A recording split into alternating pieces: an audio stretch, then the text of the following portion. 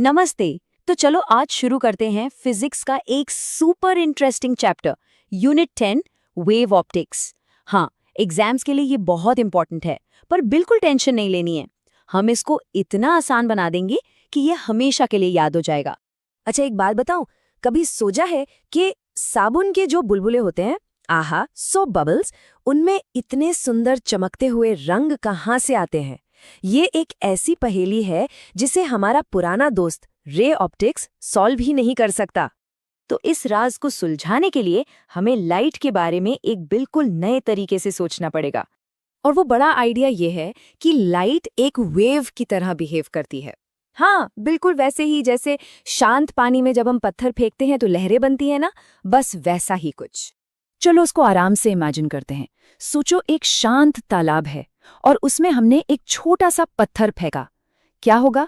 उससे गोल गोल रिपल्स यानी लहरें बाहर की तरफ फैलने लगेंगी। सिंपल।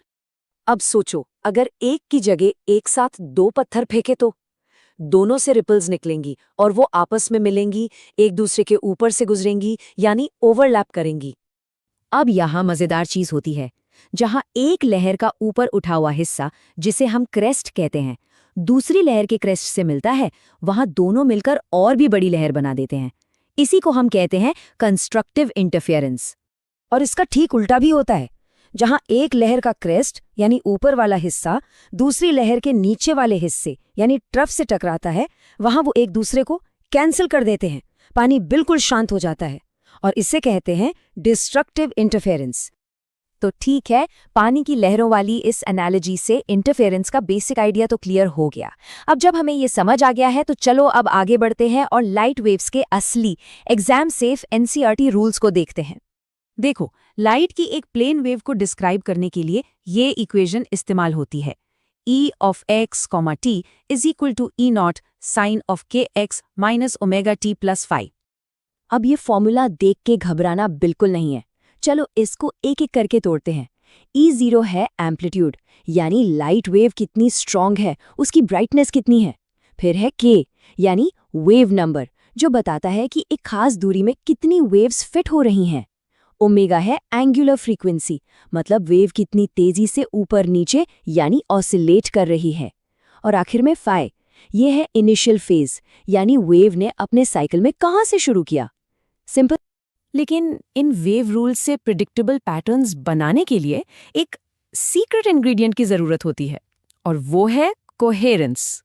कोहेरेंस को समझने के लिए पहला और सबसे इंपॉर्टेंट स्टेप ये हमेशा याद रखो कि लाइट एक वेव है। सिर्फ इसीलिए हम इंटरफेरेंस जैसी चीजें एक्सप्लेन कर पाते हैं। दूसरा स्टेप, वेव का फेज यानी उसकी टाइमिंग सबसे जरूरी चीज है। दो वेव्स आपस में जुड़ेंगी या एक दूसरे को कैंसिल करेंगी, ये सब उनके बीच की टाइमिंग यानी उनके रिलेटिव फेज पर डिपेंड करता है। और फाइनल स्टेप, हमें स्टेबल पैटर्न्स तभी दिखेंगे जब वेव्स कोहेरेंट होंगी। इसका सीधा सा मतलब ये है कि उनके बीच का फेज डिफरेंस हमेशा कांस्टेंट रहता है, टाइम के साथ बदलता नहीं। ये दो अलग अलग लाइट बल्ब्स की तरह नहीं है जिनकी वेव्स का फेज तो हर पल बदलता रहता है। चलो इसको एक सुपर सिंपल एग्जाम्पल से समझते हैं। मान लो दो कोहेरेंट वेव्स हैं, दोनों का एम्पलीट्यूड E0 है और उनके बीच फेज डिफरेंस है पाई रेडियंस, यानी ठीक 180 डिग्रीज। तो क्या होगा? तो हमारे पास रिजल्टेंट इंटेंसिटी का फॉर्मूला है I is equal to 4E0 squared cos squared of delta by 2। अब इसमें हम डेल्टा की वैल्यू यानी पाई डाल देंगे, तो इक्वेशन बन जाती है 4E0 squared cos squared of pi by 2। और cos pi by 2 क्या होता है? 0, पूरा का पूरा 0। इसका मतलब रिजल्टेंट इंटेंसिटी 0 हो गई। सोचो इसके बारे में, दो लाइट वेव्स मिलकर कंप्लीट अंधेरा यानी डार्कनेस बना सकती हैं। ये डिस्ट्रक्टिव इंटरफेरेंस का परफेक्ट एग्जाम्पल है।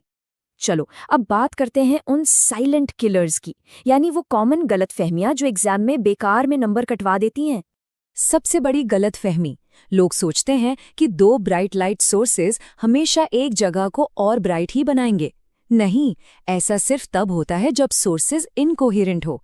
अगर सोर्सेज कोहेरेंट है तो वो इंटरफेरेंस करके डार्क स्पॉट्स भी बना सकते हैं, जैसा हमने अभी देखा। इसलिए ये लाइन हमेशा के लिए याद रख लो। कोहेरेंस ही ब्राइटनेस और इंटरफेरेंस पैटर्न्स के बीच का फर्क है। लाइट वही है, बस उसकी ऑर्गेनाइजेशन अलग है और इसलिए आउटकम बिल्कुल अलग है। दूसरी गलतफहमी, लाइट हमेशा सीधी लाइन में चलती है और शैडोज बिल्कुल शार्प बनते हैं। सच ये है कि लाइट हमेशा थोड़ी सी बेंड होती है, यानी डिफ्रैक्ट करती है। हमें वो इसलिए नहीं दिखता क्योंकि लाइट की वेवलेंथ इतनी ज्यादा छोटी होती है। ओके, तो चलो अब सब कुछ आपस में जोड़ते हैं और इस टॉपिक के की टेकअवेज को फटाफट समराइज करते हैं। तो आज हमने क्या क्या सीखा? सबसे पहली बात, रे ऑप्टिक्स काम चलाने के लिए ठीक है, पर लाइट का असली नेचर वेव ऑप्टिक्स ही बताता है। दूसरी बात, लाइट एक ट्रांसवर्स वेव है जिसमें एम्पलीट्यूड, वेवलेंथ और फेज जैसी प्रॉपर्टीज होती हैं। तीसरा, स्टेबल इंटरफेरेंस पैटर्न्स देखने के लिए कोहेरेंट वेव जरूरी हैं जिनका फेज रिलेशनशिप कांस्टेंट रहता है। चौथा पॉइंट, इंटरफेरेंस कंस्ट्रक्टिव हो सकता है जिससे चीजें ब्राइट हो जाती हैं, या डिस्ट्रक्टिव हो सकता है जिससे अंधेरा हो जाता है। और पांचवा और सबसे इंपॉर्टेंट पॉइंट, वेव ऑप्टिक्स वो चीजें एक्सप्लेन करता है जो रे ऑप्टिक्स नहीं कर सकता, जैसे कि वही सोप बबल के सुंदर रंग। और जाते जाते एक सवाल आपके दिमाग के लिए छोड़ जाते हैं। अगर लाइट एक वेव है, तो फिर कभी-कभी ये एक पार्टिकल की तरह बिहेव क्यों करती है? इसके बारे में सोचना जरूर। इस पर हम अगले टॉपिक्स में बात करेंगे।